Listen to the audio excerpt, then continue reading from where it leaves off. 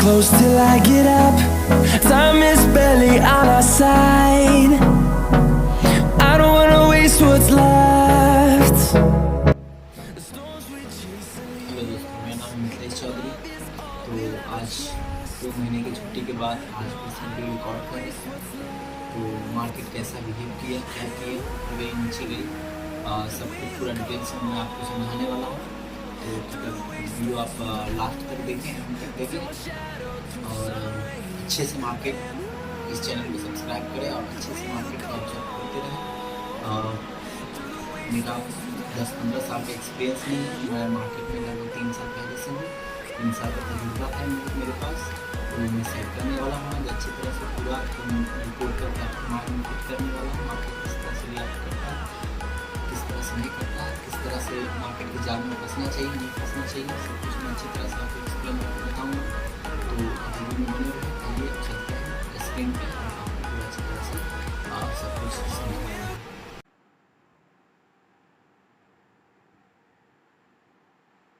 3 बार इसको निफ्टी को इसने टेस्ट कर चुका है। देखिए, first time, second time and third time. तो ये रेजिस्टेंस को टेस्ट कर चुका है और ये इसका सपोर्ट एरिया है। First, second, third. थर्ड में क्लोज नहीं कर पाई, ऊपर जाके क्लोजिंग हुई इसका, तो ये इसको पॉजिटिव ही माना जाएगा। इसमें इस यहाँ पे भी टेस्ट किया मगर इसको इसने ब्रेक डाउन कर दिया। ब्रेक डाउन करने के बाद आप देख सकते हैं ये हैमर है और ये इसका रेजिस्टेंस एरिया था। यहाँ पे इसका रेजिस्टेंस एरिया था, इसलिए करके इसने ऊपर की तरफ, यहीं से ऊपर की तरफ ये घूम गई। रेजिस्टेंस एरिया होने के कारण ये ऊपर की तरफ यहाँ से घूम गए, सपोर्ट एरिया होने के कारण ये ऊपर से यहाँ से चले गए। तो ये इसका सपोर्ट था, फिर भी इसने इसको ब्रेक तो किया, गैप डाउन खुली, ब्रेक किया और हैमर बनाया। उसके बाद बुलिश हैमर बनाया, उसके बाद सीधा देखिए कितनी बड़ी बड़ी कैंडल है, 1 2 और 3 4 बड़ी बड़ी कैंडल के साथ इसको इसने ब्रेक किया और इस रेजिस्टेंस को टेस्ट किया। अब तीसरी बार फिर से आया, चौथी बार फिर से आया, फर्स्ट सेकंड थर्ड फोर्थ और ये फाइव टाइम फिर से आया। फिर से आने के बाद क्या किया, यहाँ से फिर से इसने सपोर्ट लिया और इस एरिया को सपोर्ट लेकर के फिर से मार्केट ऊपर गई। अभी क्या हुआ, ये तो पास्ट था, पास्ट पीछे का था। अभी अपने को देखने का प्रेजेंट, कल मार्केट किस तरह से रिएक्ट कर सकती है, पॉजिटिव नेगेटिव, क्या सेंटिमेंट रह सकता है, वो अपने को देखना है। तो सबसे पहले इसको अब डेली चार्ट में एनालाइज कर लिए। अब डेली चार्ट में फिर से वही सपोर्ट के पास आके खड़ा है। कैसे खड़ा है, तो ये देखिए, ये इसका सपोर्ट एरिया,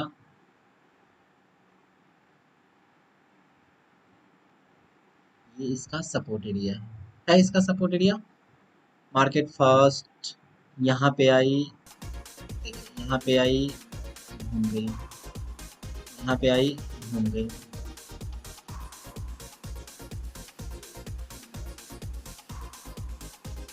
यहाँ पे आई, यहाँ पे आई, घूम गई, यहाँ पे आई, घूम गई। तो फर्स्ट सेकंड थर्ड फोर्थ 4 बार अटेम्प्ट कर चुका है, ये 5वीं बार है। 5वीं बार में भी इसने यहाँ पे सपोर्ट लिया है। मार्केट नीचे तो आई मगर देख सकते हैं ऊपर क्लोजिंग दी हुई है। अभी टाइमिंग कितना हो गया है, लगभग 8:30 बजने को, 9 बजने को है, 9 बजे वीडियो कॉल कर रहा हूँ। तो 9 बजे यूएस मार्केट ओपन हो जाता है। सबसे पहले देख लेते हैं एचजीएक्स निफ्टी किस तरह से रिएक्ट कर रहा है, वहाँ पे पॉजिटिव में है, नेगेटिव में है, कैसा है वो पहले देख लेते हैं। तो चलते हैं वहाँ पे एचजीएक्स निफ्टी के चार्ट पे और देखते हैं वहाँ पे क्या हो रहा है। वहाँ पे आप देखेंगे 89 पॉइंट माइनस में है, 89 पॉइंट माइनस में है, यानी कि समथिंग फिर से मार्केट यही रेंज के पास ओपन होने वाली है। कहाँ पे, इस हॉरिजॉन्टल ब्लैक हॉरिजॉन्टल लाइन के पास ओपन होने वाली है। यहाँ पे ऐसा अभी का मार्केट के हिसाब से, यूएस मार्केट जो अमेरिका का मार्केट है वो खुली हुई है, यूरोपियन मार्केट कुछ खुली हुई है, उसके हिसाब से, उस सेंटीमेंट के हिसाब से यहाँ पे ओपन हो सकती है, ये इंडिकेट कर रहा है ये चार्ट। और कल सिंगापुर संघाई अपना एशिया का मार्केट किस तरह से ओपन होता है उस पर डिपेंड करेगा। SGX निफ्टी ऊपर भी जा सकती है और नीचे भी गिर सकती है। तो इसके हिसाब से तो ऐसा लग रहा है अभी के हिसाब से, यूएस मार्केट के हिसाब से फिर से गैप डाउन ओपन होने की संभावना है। अगर इस लाइन को यहाँ पे देखिए, इस लाइन को अगर ये ग्रीन, इस लाइन को अगर ये फिर से क्रॉस कर देता है नीचे की साइड, गैप डाउन खुलने के बाद ये क्रॉस करने के बाद 10-15 मिनट होल्ड कर जाता है। अब इसको 15 मिनट चार्ट पे चलते हैं, अच्छी तरह से आपको समझाते हैं।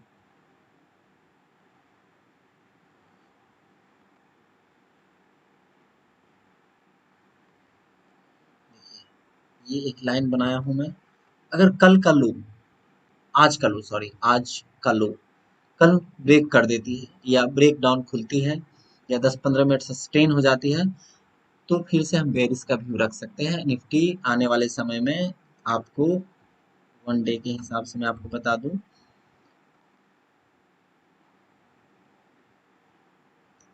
आने वाले समय में ये 15,400 तक आ सकती है। कहाँ तक? तो इस ब्लैक हॉरिजॉन्टल लाइन के पास आ सकती है, इस ब्लैक हॉरिजॉन्टल के लाइन के पास आ सकती है।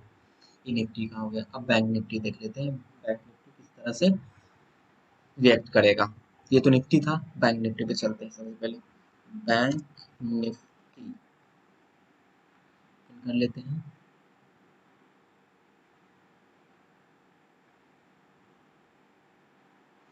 आ गए हम बैंक निफ्टी पे। बैंक निफ्टी बहुत ही इंटरेस्टिंग जगह पे आज ओपन हुई और अच्छा, मैंने भी कुछ पोजीशन बनाया था, तो उसमें मेरा भी कुछ थोड़ा बहुत प्रॉफिट है। अगर आप पोजीशन बनाए होते, अगर अच्छे से मार्केट को आप जानते होते अच्छी तरह से, आपका 2-3 साल का अनुभव होता, तो आप भी अच्छा खासा पैसा आज बना सकते थे। तो बैंक निफ्टी भी आज इंटरेस्टिंग जगह पे है। जैसा कि आप देखिए, बैंक निफ्टी का ये horizontal line, black horizontal line में खींच देता हूँ। एक ये है और दूसरा ये है। तो एक ये मैं ब्लैक हॉरिजॉन्टल लाइन ओपन करके रखा हुआ था और ये इसका सपोर्ट लाइन ओपन करके रखा हुआ था। छोटी टाइम फ्रेम पे मैं आपको इसको भी बता देता हूँ, सॉरी 1 डे पे नहीं, 1 आवर्स के चार्ट पे मैं आपको दिखाता हूँ। ये देखिए, इसका रेजिस्टेंस एरिया बना हुआ था, देख सकते हैं आप, दिखाई दे रहा है, पहले से मैं ड्राइंग करके रखा हुआ था। ये देखिए, multiple time tested, first, second, third, fourth, fifth बार में इसने ब्रेक किया, आया यहाँ पे और इसने 38 पॉइंट, भी चलिए मैं उसको फिबोनाची लगा के भी आपको दिखा देता हूँ। 23% का सपोर्ट लेकर के यहाँ से फिर से ऊपर की तरफ चली गई और डबल बॉटम बनाते हुए यहाँ पे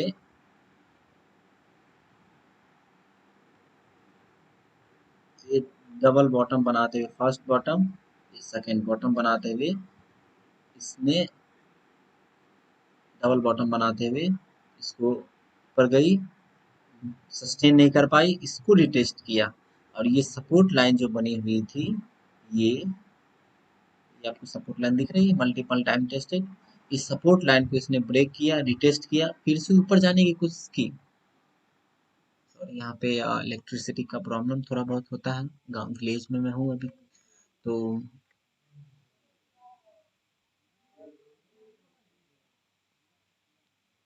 इसको इसने ब्रेक करने की कोशिश की।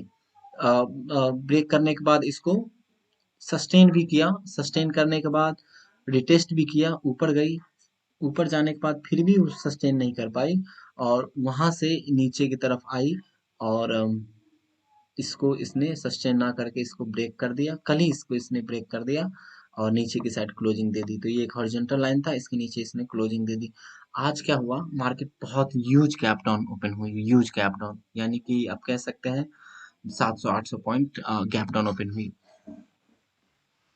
तो गैप डाउन ओपन हुई और उसके बाद सडनली इतना बड़ा गैप डाउन होने के बाद इतना फॉल नहीं होता है, मगर यूएस मार्केट में लगभग 3% का क्रैश हुआ था कल, तो कल इसके वजह से इंडियन मार्केट में भी जो इन्वेस्टर थे उनको माइंड में डर पैदा हो गया, जो हो सकता है मार्केट और ज़्यादा गिरेगी, तो जो ही भाव में उनको मार्केट भाव में हो या जो भी भाव में मिल रहा हो, उन्होंने अपना स्टॉक बेच करके अपना पोजीशन क्लोज करके मार्केट को और नीचे की तरफ जाने में मदद की। तो इसकी वजह से मार्केट और ज़्यादा नीचे गिरी।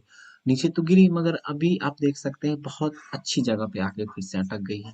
यहाँ पे भी आप देखिए थर्ड टाइम टेस्ट है, फर्स्ट, सेकेंड और ये थर्ड, तीसरी बार यहाँ पे इसने इसको टेस्ट कर लिया है।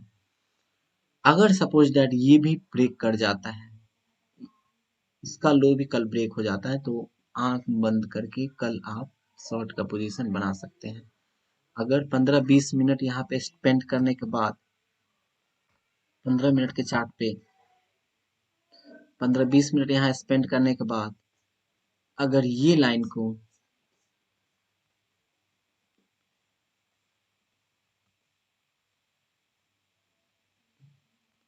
इसको ब्रेक करके यहाँ पे सस्टेन हो जाती है, तो आने वाले 3-4 दिनों के अंदर ये गैप, जो इतनी बड़ी गैप बनी हुई है, आज का गैप जो बनी हुई है,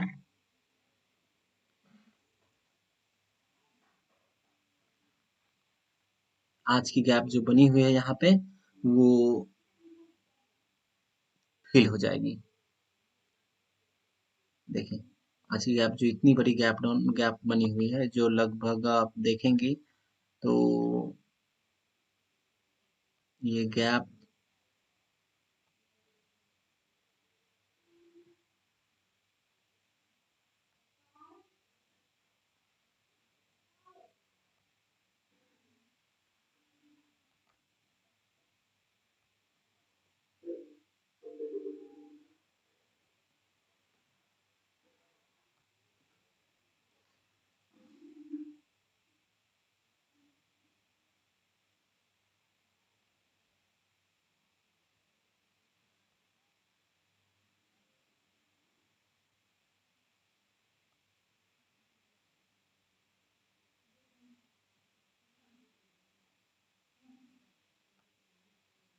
ये गैप लगभग 1000 पॉइंट का गैप है, तो ये बहुत जल्दी इजीली फील कर लेगा, या मुझे ऐसा लगता है इसको फील करने के बाद ब्रेक करना चाहिए। मार्केट सडनली नीचे की तरफ आ रही है, लोअर लोअर हाई बनाते हुए आ रही है। देखिए ये लोअर हाई, लोअर हाई, यहाँ पे आपको ये लोअर हाई हो जाती है, लोअर लो लोअर हाई, लोअर लो लोअर हाई। तो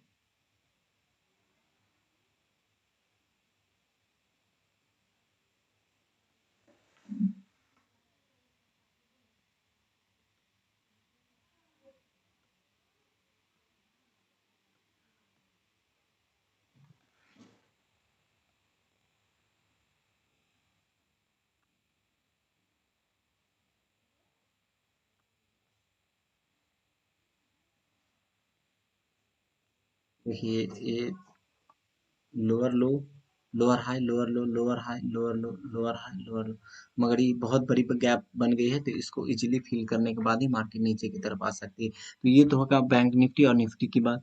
अब कुछ स्टॉक पे आ जाते हैं, जो बड़ी बड़ी अच्छी कंपनी है मार्केट में। H D F C bank हो गया, कोटक महिंद्रा बैंक हो गया, एक्सिस बैंक हो गया, टेक महिंद्रा हो गया, सपोज डैट टाटा स्टील हो गया, जो नामी ग्रामी है, जो टॉप इंडिया के निफ्टी 50 के अंदर आता है, जो हमेशा अच्छा परफॉर्म करती है और अच्छा इन्वेस्टर को प्रॉफिट देने का काम करती है। उस पे थोड़ा ध्यान देते हैं और उसको अच्छी तरह से एक्सप्लेन करते हैं। और एक और बड़ी बात, आज आरबीएल बैंक का को आपने अगर आप उसमें इन्वेस्ट किए होंगे तो बहुत दुखद व्यक्त करते हुए मैं आपको बता सकता हूँ, उसमें आपको अच्छा खासा लॉस हुआ होगा हो। लॉस होने का कारण है कुछ उसका मैनेजमेंट इशू था, और कुछ दिनों से आरबीएल बैंक का मैनेजमेंट इशू होने के कारण सडनली धीरे धीरे नीचे की तरफ ही आ रही थी मार्केट। तो ये इंडिकेट कर रही थी जो इसका फंडामेंटल मेंटल वीक हो गया है, इस पे इन्वेस्ट नहीं करना चाहिए। हम लोग तो पहले से समझ गए थे, मगर आप लोगों को भी समझना और इसी तरह से सोच समझ कर मार्केट में इन्वेस्ट करना चाहिए, ताकि आपको नुकसान कम और प्रॉफिट ज़्यादा हो। तो चलते हैं आरबीएल बैंक को भी देख लेते हैं, उसमें किस तरह से क्या हुआ नहीं हुआ। चलते हैं आरबीएल बैंक का चार्ट खोल लेते हैं। आरबीएल बैंक,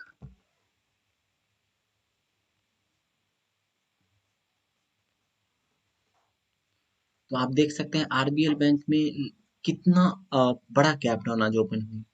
आप देखेंगे आरबीएल बैंक 16 रुपया, जो 100 रुपये का स्टॉक अगर 15% गैप डाउन खुले तो इन्वेस्टर का क्या हाल होगा। सपोज दैट आप 1 लाख रुपए लगाए हैं, 1,000 स्टॉक लिए हैं, वो 15,000 माइनस में खुले रातों रात, तकलीफ तो होगी ना। लगभग 15% आपकी चली गई। इतना बार कभी आप देखेंगे गिरते हुए बड़ी बड़ी गैप डाउन ओपन होती है, मगर चढ़ते हुए मार्केट में 15% का भी गैप अप ओपन नहीं होती है। ज़्यादा से ज़्यादा आपको 5%, 10% तक ही होती है। तो आज उसका कुछ इशू के कारण आज इतना बड़ा फॉल आरबीएल बैंक में हुआ। तो इसका भी चलिए देख लेते हैं आगे क्या हो सकता है। आगे और कंटिन्यू गिर सकता है या थोड़ा इस पे स्टेबल करेगा या क्या होता है। तो इसको पहले बड़े टाइम पे फ्रेम पे देख लेते हैं, मंथली पे देख लेते हैं। तो मंथली में आ जाते हैं तो इसको देखने में क्या मिलता हूँ।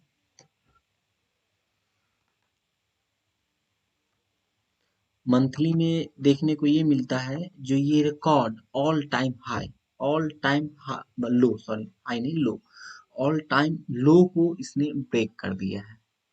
जो ऑल टाइम लो था इसका लॉकडाउन में 2 मार्च 2020, जो लगभग 2.5 साल पूरा हो चुका है लॉकडाउन का, जो फर्स्ट लॉकडाउन हुआ था उसका। तो 2020 से अभी 2022 जून चल रहा है, तो लगभग 2.5 साल होने को है, 2 साल 3 महीना होने को है। तो उसका भी लो इसने ब्रेक कर दिया, उसके बाद ये ऑल टाइम लो को ब्रेक कर दिया है। तो मुझे ऐसा लगता है ये कहाँ तक और गिर सकती है, तो देख लेते हैं ये भी फिबोनाची के हिसाब से।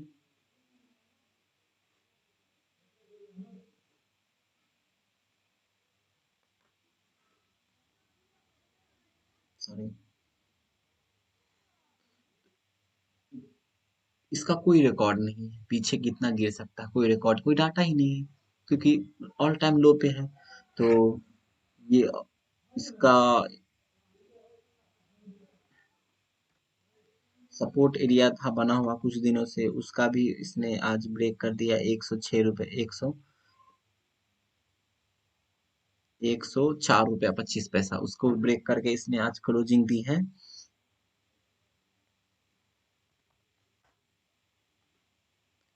इसको क्लोजिंग इसने आज दी है 87.50। तो ये इतना बड़ा फॉल तो मुझे आज न्यूज के कारण गिरी है, तो और ज्यादा गिरने की आशंका इसमें नहीं है, 2-4 रुपया और गिरेगी उसके बाद, क्योंकि ये कंटिन्यू ऐसा मार्केट नहीं चलता है। मार्केट कैसा चलता है, ये इस वे में चलता है, ये ऊपर गई नीचे आई, ऊपर गई नीचे आई, ऊपर गई नीचे, तो ये इसका लोअर हाई हो जाता है और ये इसका लोअर लो, उसी तरह नीचे की तरफ भी आती है ना, तो उसी उसी तरह से आता है। देखिए नीचे गई, ऊपर गई, नीचे गई, ऊपर गई, नीचे गई, ऊपर गई, नीचे गई, ऊपर। तो यहाँ पे आप देखेंगे ऐसा फ्रेम नहीं बना है, ऐसा फ्रेम बना है नहीं, बना है नहीं, बना है कंटिन्यू वे में ऐसा यहाँ पे गिरा है।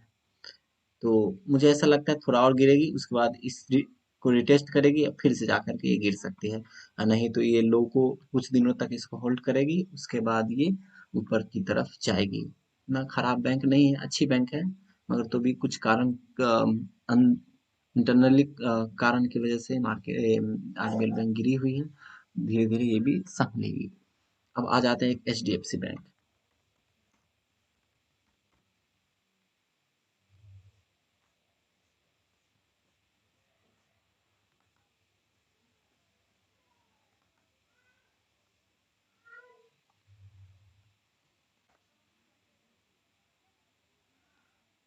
H D F C bank का 1280 और 1300 इसका मजबूत सपोर्ट जोन बना हुआ है। तो जब तक ये ब्रेक नहीं होता है, इसमें बेयरिश का पोजीशन नहीं बना सकते हैं। इस कैंडल को देख करके तो ऐसा लग रहा है यहाँ से फिर से ऊपर की तरफ जाने की संभावना ही है।